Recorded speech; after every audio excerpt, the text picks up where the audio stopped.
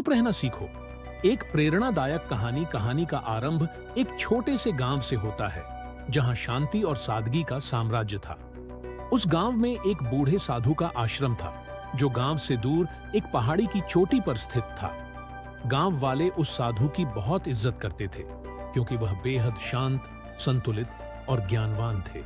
साधु ने अपनी जिंदगी में हर प्रकार की कठिनाइयों का सामना किया था, लेकिन उन्होंने कभी अपनी शांति नहीं खोई थी।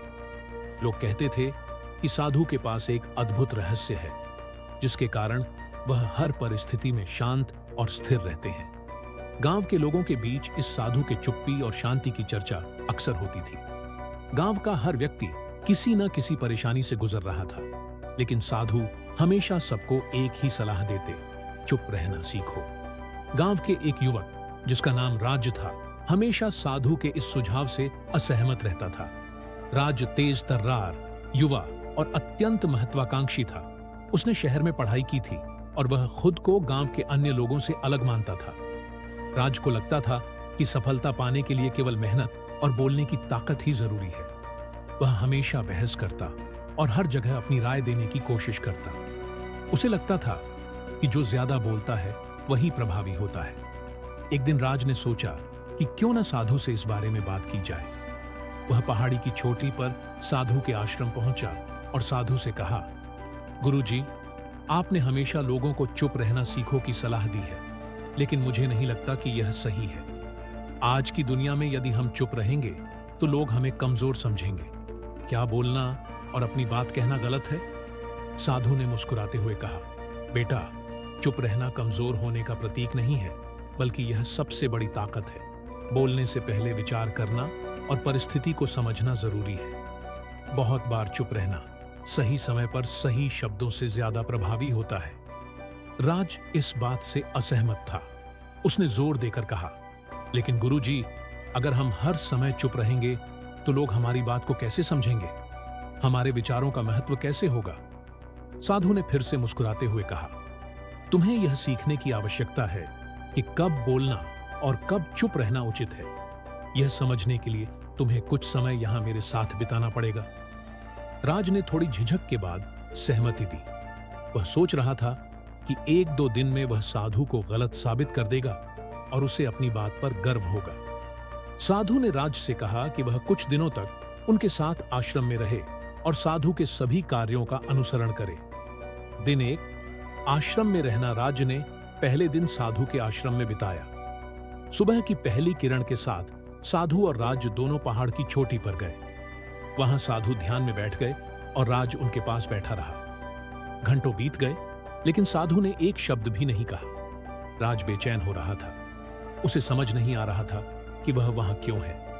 आखिरकार राज ने साधु से पूछा, गुरुजी, हम यहां क्यों बैठे हैं? आप कुछ नहीं कह रहे, न ही कोई ज्ञान दे रहे हैं। साधु ने बिना आंखें खोले कहा, प्रकृति को सुनो, वह बहुत कुछ कह रही है।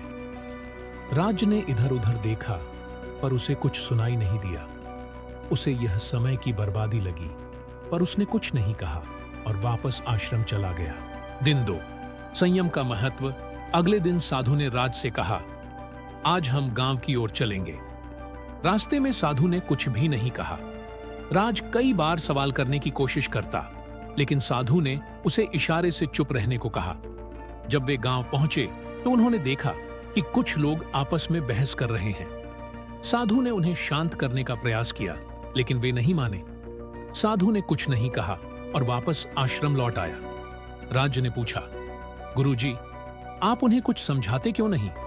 आप तो बहुत ज्ञानी हैं, आपकी बात सुनते हैं लोग। साधु ने उत्तर दिया, कुछ स्थितियां ऐसी होती हैं जहां बोलने का कोई मतलब नहीं होता। जब लोग गुस्से में होते हैं तब वे समझने के लिए तैयार नहीं होते। ऐसे समय में चुप रहकर परिस्थिति को शांत होने देना ही बेहतर होता है। दिन 3, चुप्पी की शक्ति। तीसरे दिन साधु और राज जंगल की ओर गए। वहां एक बाघ घायल पड़ा था। राज डर गया और सोचने लगा कि क्या किया जाए। साधु ने उसे इशारे से चुप रहने को कहा और धीरे धीरे बाघ के पास जाकर उसके घाव को साफ किया। बाघ कुछ देर में शांत हो गया और फिर उठकर जंगल में चला गया। राज ने विस्मय से पूछा, गुरुजी, आपने बिना कुछ कहे ही बाघ को कैसे शांत किया? साधु ने उत्तर दिया, कभी कभी शब्दों से ज्यादा प्रभावी हमारी उपस्थिति होती है। चुप्पी में भी एक शक्ति होती है जो परिस्थिति को शांत कर सकती है। दिन 4, समझने की क्षमता।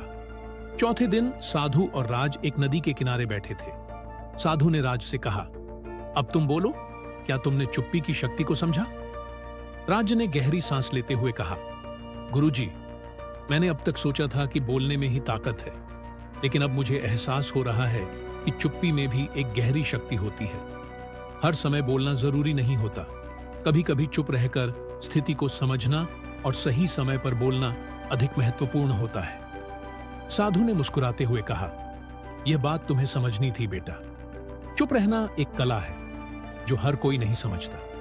इसका मतलब यह नहीं है कि हमें हमेशा चुप रहना चाहिए, बल्कि हमें यह समझना चाहिए कि कब बोलना है और कब चुप रहना है। जब हम चुप रहते हैं तो हम ज्यादा सुन सकते हैं, ज्यादा समझ सकते हैं और सही निर्णय ले सकते हैं। सीख और निष्कर्ष। राज ने साधु से विदा ली और गांव वापस आया।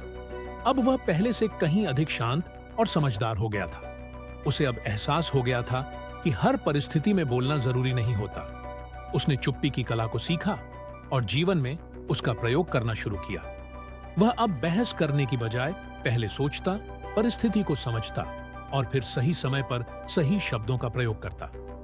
धीरे धीरे राज गांव में एक शांत, संतुलित और प्रभावशाली व्यक्ति बन गया। लोग उसकी सलाह लेने आने लगे क्योंकि अब वह समझदार और धैर्यवान था।